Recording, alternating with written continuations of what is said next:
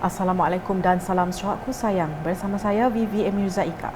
Tumpuan berita, sebanyak 9 pertubuhan bukan kerajaan NGO menerima geran projek kecil luar bandar MRP berjumlah RM220,000. Menurut Datuk Amar Awang Tengah yang juga Menteri Sumber Asli dan Pembangunan Bandar 2, beliau telah menerima peruntukan tambahan daripada Ketua Menteri Datuk Patinggi Tan Sri Dr. Abang Abdul Rahman Zohari Tun Datuk Abang Openg memandangkan masih banyak permohonan yang diterimanya daripada NGO. Jadi kita terima kasih banyaklah kepada Yang Berhormat Ketua Menteri. Dia ada bagi peruntukan tambahan kepada saya. Dan sepatutnya geran ini diserahkan tahun lepas, sebab adanya pilihan raya, maka ianya walaupun sudah diluluskan, saya tak ada kesempatan untuk menyerahkan geran ini. Jadi dan saya bagi mengikut yang ada. Jadi mudah-mudahan ini akan dapat membantu sedikit sebanyak untuk kita menjalankan aktiviti-aktiviti. Beliau berkata demikian selepas simbolik penyerahan geran MRP itu di pejabatnya di Wisma Sumber Alam pada Rabu. Antara NGO yang menerima geran MRP itu adalah seperti yang tertera.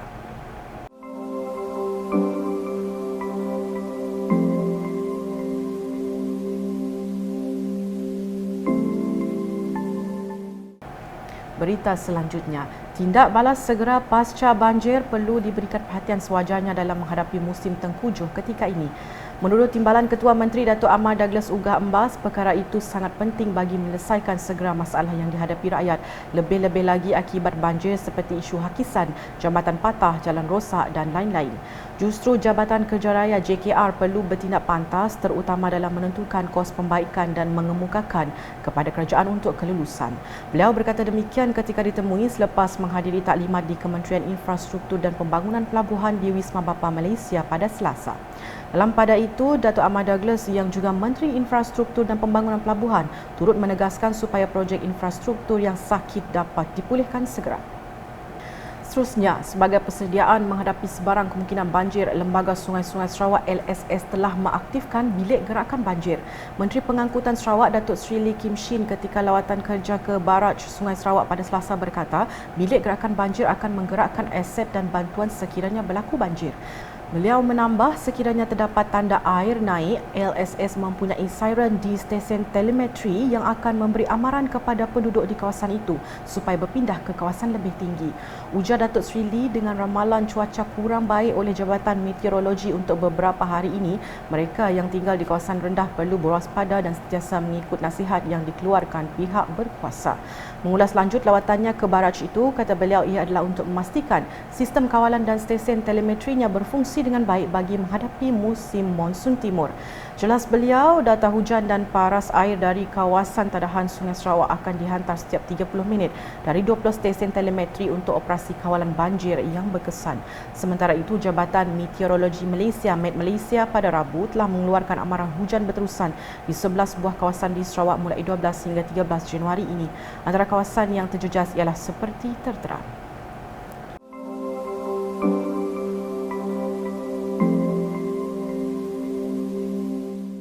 Berikut pula, musibah banjir yang melanda semenanjung Malaysia baru-baru ini turut mendapat perhatian daripada sukarelawan di Sarawak.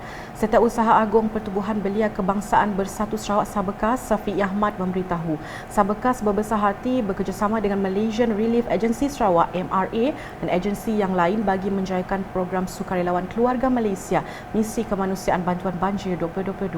Jelasnya program bantuan yang akan dilaksanakan pada 17 hingga 31 Januari ini adalah program bantuan dilakukan oleh sukarelawan Sarawak dalam membantu meringankan beban mangsa banjir di semenanjung Malaysia. Safi'i menambah, Sabekas sentiasa bersedia membantu bukan sahaja bagi program kebajikan, malahan untuk program yang lain selaras dengan matlamat pertubuhan berkenaan. Sebab itulah kita di Sabekas sebenarnya sentiasa bersedia untuk membantu sekiranya ada keperluan, dan insyaAllah sekiranya ada program-program yang akan datang, bukan saja yang bercorak ataupun bersifat kebajikan sebegini, malah untuk program-program lain sesuai dengan selaras dengan matlamat dari Junta Sebekas dalam kita nak membangunkan belia-belia kita sebagai sebuah NGO yang terbesar di Sarawak ini.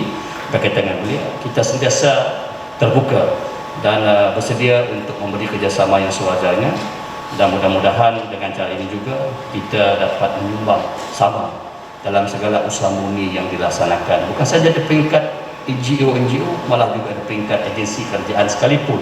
Sekiranya diperlukan, kita sentiasa bersedia untuk membantu. Itulah harapan kita, dan saya berdoakan supaya program ini berjalan dengan lancar. Beliau berkata demikian pada Majlis Penerahan Dana Program Sukarelawan Keluarga Malaysia Misi Kemanusiaan Bantuan Banjir 2022 di Ibu Pejabat Sebekas Negeri Sarawak pada Rabu. Dalam program itu, Safi'i yang juga Ahli Dewan Undangan Negeri Adun Darul turut menyampaikan cek bernilai RM30,000 kepada MRA Sarawak bagi menjalankan pelaksanaan program bantuan berkenaan. Berita berikutnya. Kesesakan jalan raya di sekitar kawasan Batu Tujuh telah menjadi permasalahan kepada pengguna yang menggunakan jalan ini sejak sekian lama. Adun Batu Kitang Loki Chiang berkata bagi mengatasi masalah ini, langkah memanjangkan masa lampu isyarat untuk laluan dari Serian ke Kuching dari jam 6 pagi hingga 9 pagi. Tambahnya lagi, masa lampu isyarat bagi laluan Kuching ke Serian telah dipanjangkan dari jam 5 petang hingga 7.30 malam. What I'm trying to tell our drivers is let's be patient. Let's be patient. We really need to wait for the bridge to be completed in when is it going to be completed, Madam Chief? Actually, we estimate by this June, May, June. May or June? Because a lot of these services is we found new services coming out. That's quite long, eh? We try to. I was told it would be in April. Yeah, that's why we try to expedite April. Yeah. Beliau berkata demikian semasa ditemui media selepas mengadakan perbincangan dengan Lebuhraya Borneo Utara Senjan Berhad, Jabatan Kerjaya JKR dan kontraktor bagi mencari jalan penyelesaian masalah jalan raya di Batu Tujuh Kuching pada Selasa.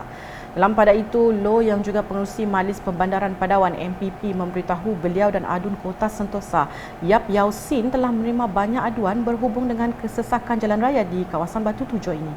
Beliau menasihatkan kepada pengguna agar sentiasa bersabar semasa menggunakan jalan ini buat sementara waktu sehingga pembinaan jejambat Batu Tujuh selesai April nanti. Sekian edisi malam bersama saya, Vivi Emir Zaika. Berita lebih lanjut boleh didapati di semua platform media sosial UKAS termasuk portal ukas.sarawak.gov.my dan UKAS Channel di YouTube.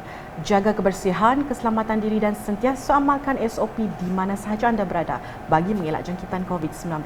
Salam UKAS.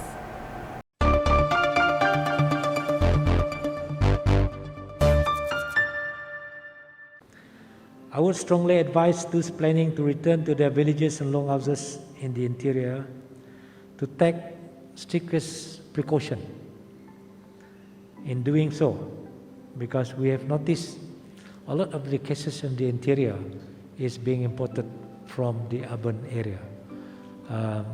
So when you go back, please take care. We hope do your testing using COVID-19 safety kit. I'm sure everybody is doing it already here, including myself this afternoon. This is the least you can do to protect our grandpa, grandma, parents, aunties and uncles, the young one from the COVID-19. Use your mask, use your face mask, observe the physical distancing, avoid close conversation and do not gather in a group to socialize while others when you have arrived in your place, and avoid social gathering.